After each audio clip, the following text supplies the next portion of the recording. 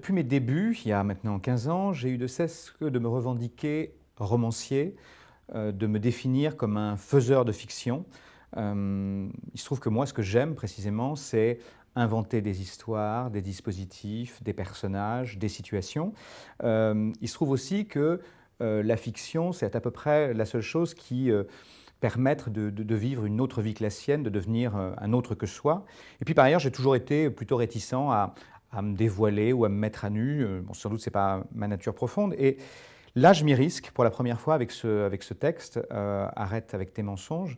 Déjà, le titre en soi, évidemment, annonce la couleur. Arrête avec tes mensonges, c'est une phrase que prononçait ma mère quand j'étais enfant, parce qu'il paraît que j'inventais si bien les histoires et les balivernes qu'elle elle finissait par se demander quelle était la part du vrai et quelle était la part du faux.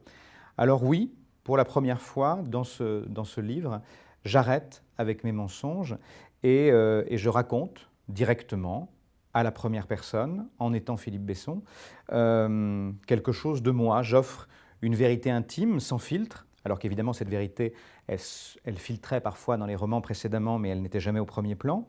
Et je raconte un souvenir de ma jeunesse qui m'a poursuivi longtemps, qui m'a rattrapé récemment, et qui explique sans doute une part de l'homme que je suis devenu et du romancier que je suis devenu.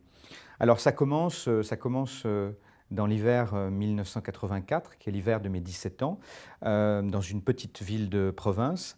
Ça commence dans la cour d'un lycée. Un jeune homme de mon âge s'approche, je le connais, je crois qu'il ne me connaît pas, il s'approche et il dit son désir.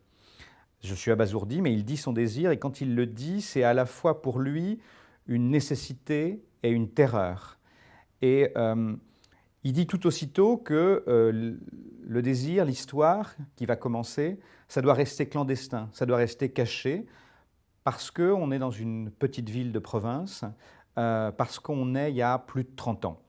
Euh, donc il y a une autocensure qui pèse d'emblée sur l'histoire, et cette autocensure, elle va sans doute expliquer que l'histoire peut avoir lieu, que l'histoire peut se produire. C'est le secret, c'est la clandestinité qui permettra à l'histoire de se déployer, d'exister. Et cette autocensure, elle explique aussi le destin des deux garçons. Elle explique que l'un, finalement, conduira sa vie en restant caché tout le temps, en restant dans le déni, dans le non-dit, que l'autre finira par prendre sa liberté et par devenir romancier, et par écrire sur la brûlure amoureuse, sur le manque et sur le temps perdu. Alors je me suis demandé comment je pourrais faire toucher mieux du doigt ce que j'ai voulu raconter dans ce récit des origines. Et je me suis dit que le mieux, c'était encore de lire quelques extraits. Ce n'est pas forcément quelque chose que j'aime forcément faire, mais j'ai besoin sans doute qu'on entende la voix que j'ai voulu donner à cette histoire et à ces deux garçons. J'ai 17 ans.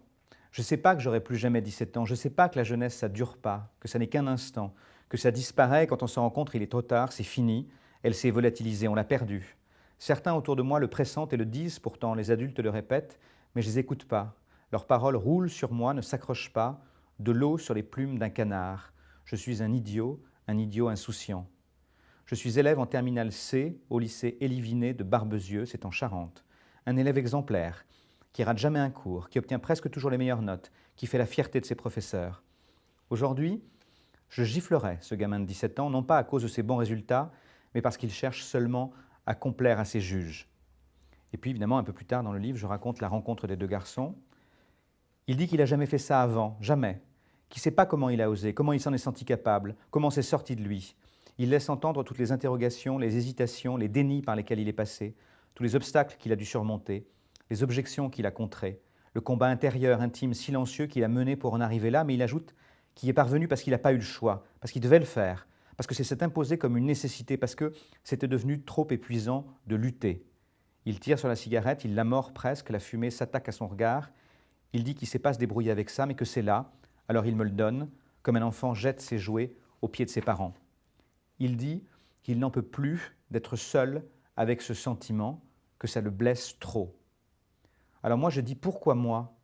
Et il prononce cette phrase inoubliable, parce que tu partiras et que nous resterons. J'ai les larmes aux yeux en recopiant les mots. Je demeure fasciné que cette phrase ait été prononcée un jour, qu'elle m'ait été adressée. Qu'on me comprenne, ce n'est pas l'éventuelle prémonition qu'elle contient qui me fascine, ni même qu'elle ait été réalisée.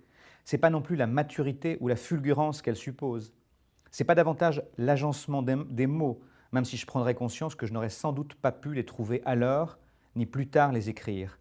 Non, c'est la violence de ce qu'il signifie, de ce qu'il charrie, l'infériorité qu'il raconte, en même temps que l'amour sous-jacent dont il témoigne. L'amour rendu nécessaire par la disparition prochaine, inévitable, et l'amour rendu possible par elle aussi. Moi, j'ignore qu'un jour je ferai des livres.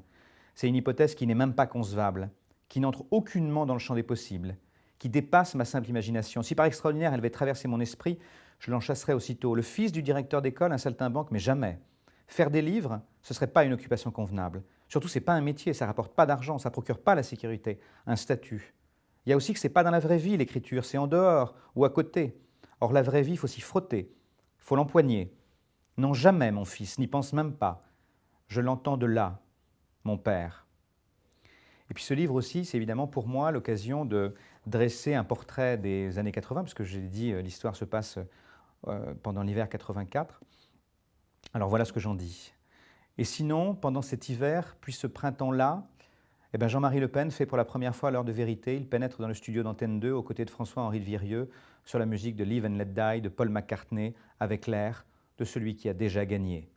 Les Jeux Olympiques ont lieu à Sarajevo, en Yougoslavie. Ça existe encore, la Yougoslavie. C'est 6 républiques, 5 nations, 4 langues, 3 religions, 2 alphabets, un seul parti. Ainsi qu'aimait à le répéter Tito, lequel repose dans un mausolée de Belgrade qu'on appelle la Maison des Fleurs. Ce n'est pas encore un pays démembré, mais c'est déjà le communisme agonisant. Perrine Pellen remporte 2 médailles en ski. Je me souviens de sa bouille d'enfant, de ses cheveux courts. Les mineurs débutent leur grève en Grande-Bretagne. On ne sait pas encore qu'elle va durer 1 an, faire plusieurs victimes, inspirer The Clash, que les grévistes retourneront au travail sans avoir rien décroché, que Margaret Thatcher va obtenir la peau du mouvement ouvrier. En France, des centaines de milliers de personnes défilent pour défendre l'école privée qu'ils appellent l'école libre. La captation, l'usurpation de cet adjectif me rend fou. Ma conscience politique s'éveille. Puis il y a le sida, bien sûr, qui ravagera nos existences, qui tuera nos amis. À part ça, rien. Une sorte de bonheur insouciant. Et puis ceci, enfin, peut-être sur l'écriture, comme un résumé ou une conclusion. Pour justifier qu'on écrit, on est souvent sommé de devoir faire valoir un traumatisme, remontant au plus jeune âge, comme on montre ses papiers à la police. Mais il n'y a pas de viol dans cette histoire, il n'y a pas d'inceste, pas de famille tarée, pas de père inconnu, pas de père connu, pas de fugue, pas de dérive, pas de maladie grave, pas de pauvreté, pas de grande bourgeoisie. Rien pour fabriquer un livre qui retienne l'attention, rien qui fasse vendre.